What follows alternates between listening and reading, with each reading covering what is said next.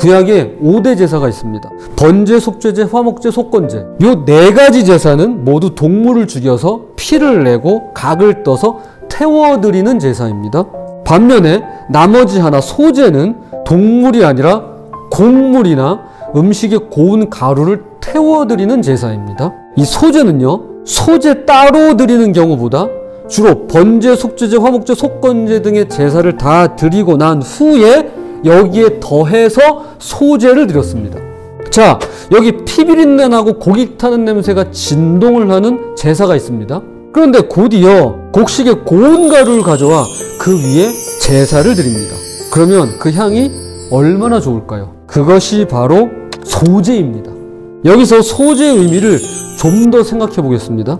이 소제에 쓰이는 곡식, 곡물, 나달 하나하나를 볼 때 놀랍게도 바로 이것이 성도 한 사람 한 사람을 의미한다고 볼 수 있을 것입니다. 소를 잡고 염소를 잡고 양을 잡고 비둘기를 잡아서 동물의 피를 보는 제사, 즉 번제, 속죄제, 화목제, 속건제 등은 예수 그리스도의 십자가 사건을 가리키는 예표입니다.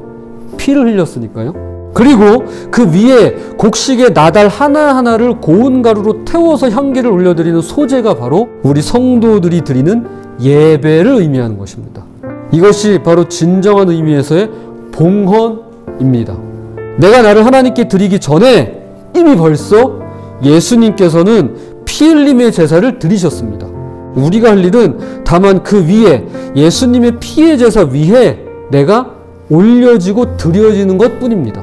예수님께서 내 죄를 짊어지고 죽으신 십자가 사건이 있었기 때문에 내가 하나님 앞에서 비로소 거룩한 산제물이 될 수 있는 것입니다.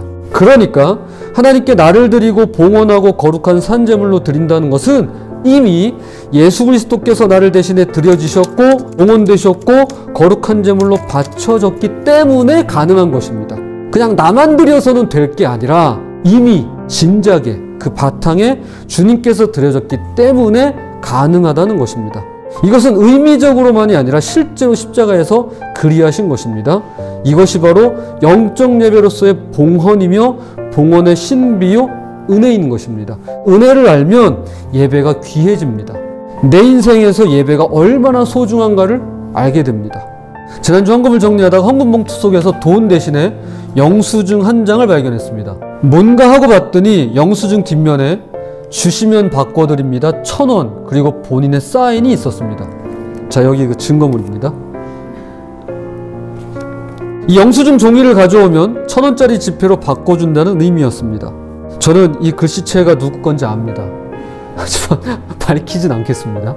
그런데 가이드 포스트에 실린 마가렛 부넬 에드워드의 이야기를 보게 되었습니다. 이 이야기를 읽고 다시 생각해보니 이 영수증 수표가 한편으론 귀엽기도 하고 그리고 이 내용을 먼저 읽었었다라면 더 좋았을 텐데 라는 아쉬움이 들게 되었습니다. 어느 주일 예배 때 있었던 일입니다. 분명히 헌금 시간이 끝났는데도 다시 헌금 주머니를 돌리는 것이었습니다. 의아해하는 교인들에게 목사님이 말했습니다. 이웃을 위해 무엇을 할 수 있는지 생각해 보시고 그 내용을 쪽지에 써서 헌금 주머니에 넣어주세요. 에드워드네 집은 대가족이라 살림살이에 여유가 없었습니다. 그는 한참 동안 망설이다가 마지못해서 종이에다가 이렇게 썼습니다. 외로운 사람에게 차 한 잔 대접하겠습니다. 그리고는 그 쪽지를 헌금함에 집어넣었습니다. 그런데 그 쪽지 내용이 하나님께 헌금으로 드려졌다고 생각하니 그 일을 시행하지 않을 수가 없더라는 것입니다. 그래서 외로운 이웃에게 일주일에 한 번씩 찾아가 이야기를 나누며 차를 대접하기 시작했습니다. 나이가 들어 시간이 많아지자 남의 정원을 손질해 주기도 하고요. 이웃 아이들에게 수학을 가르쳐 주기도 했습니다. 많은 세월이 지난 후 이 에드워드는 그 주일 예배 때 첫 번째 헌금함에 자신이 얼마의 돈을 넣었는지는 기억조차 할 수 없었습니다. 그런데 두 번째 함에 넣었던 자신의 삶이야말로 가장 소중한 헌금임을 확신하게 되었습니다. 이것이 우리의 삶을 드리는 봉헌에 가장 어울리는 이야기일 것 같습니다. 돈이 아니어도 좋습니다. 종이를 내셔도 좋습니다. 그것이 내 삶, 우리 각자의 삶을 드리는 사안제사라면 그게 바로 봉헌이며 하나님께서 기뻐하시는 영적 예배가 되는 것입니다.